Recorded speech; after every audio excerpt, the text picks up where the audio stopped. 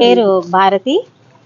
నేను సాయినగర్ 6వ క్రాస్లో మా హస్బెండ్ మా పిల్లలతో ఫ్యామిలీతో కలిసి ఉంటున్నాను. మాకు మా ఇంటితో పాటు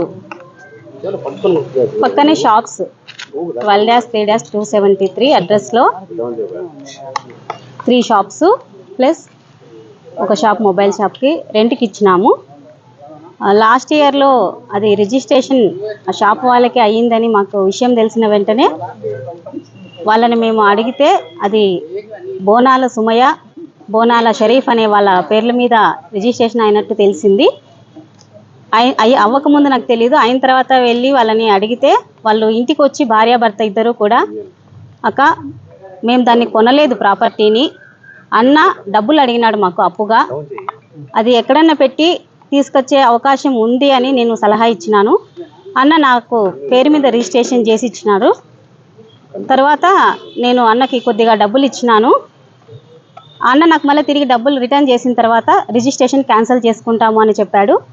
దానికి సంబంధించిన అగ్రిమెంట్ మీరు ఏం రాసుకున్నారు అని అడిగితే అగ్రిమెంట్ ఇంకా రాసుకోలేదక్క, ఇంకా నేను అమౌంట్ ఇవ్వలేదు అన్నకి, అమౌంట్ ఇచ్చిన తర్వాత అగ్రిమెంట్ రాసుకుంటాము అని వాళ్ళు చెప్పారు. ఈ ప్రాపర్టీ మీదక్క మాది కాదని భార్యాభర్త ఇద్దరూ కూడా మా ఇంటికి వచ్చి నాకు చెప్పి మీరు ధైర్యంగా ఉండండి ఏం కాదు అని చెప్పి వెళ్ళారు. తర్వాత ఎంత డబ్బులు కట్టాలి మా ఆయన మీకు, మేము దాన్ని చెల్లించేస్తాము, ఇదంతా ఏమో వద్దు అని అంటే వాళ్ళు మేము చెప్తాము అని చెప్పారు. దాదాపుగా ₹1,00,00,000 పైగా మేము ఇచ్చాము అని డీటెయిల్స్ పంపించారు. ఆ డీటెయిల్స్లో మేము ఇంకా కొంచెం డెప్త్గా అడగగా ఈ డబ్బులు ఎప్పుడు ఇచ్చారో అంతా ఒకేసారి ఎప్పుడు ఇవ్వలేదు. సంవత్సరంకి ₹1,00,000 ఇచ్చినారు, దానికి ₹5 5.5 వడ్డీలు యాడ్ చేసినారు. ఆ లెక్కన వాళ్ళు ఇచ్చిండే అసలు కంటే కూడా ₹5 5.5 వడ్డీలు వేసి 1,00,00,000కి పైగా టోటల్స్ చేసి ఆ డీటెయిల్స్ అన్నీ కూడా వాళ్ళే రాసి ఇచ్చినారు మాకు.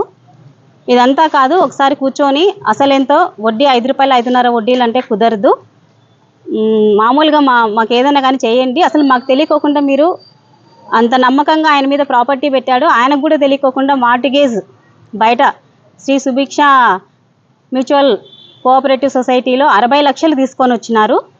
60 లక్షలు తీసుకొని వచ్చి కూడా ఈయనకి ఒకరోజు 50,000 ఒకరోజు 20,000 అట్లా ఇచ్చుకుంటూ వచ్చినారు. ఆ డీటెయిల్స్ అన్నీ వాళ్ళు రాసి ఇచ్చినవే.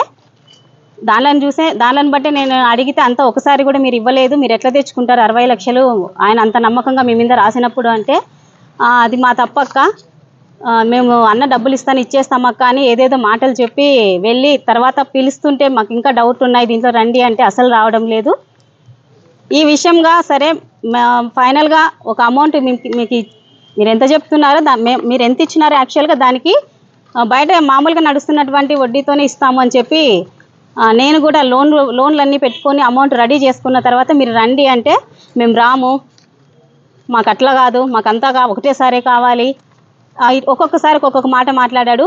1,00,00,000 అన్నాడు, తర్వాత 1,10,00,000 అవుతుంది అని అన్నాడు. అవన్నీ ఎందుకు ఒకసారి కూర్చొని మాట్లాడదామంటే రాలేదు.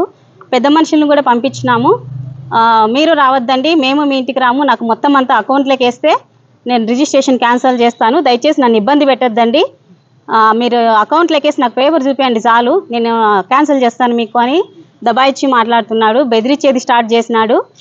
తర్వాత నిదానంగా బయట మేము గమనిస్తే మార్టిగేజ్కి సంబంధించి 60 లక్షలు ఆయనే వాడుకున్నాడు. ఆ డబ్బులు ఇచ్చేటప్పుడు కూడా మీకు ₹1.5 అని చెప్పాడు, కానీ దానికి సంబంధించిన ఆడియో వాయిస్ రికార్డ్ అంతా కూడా ఉంది మా దగ్గర.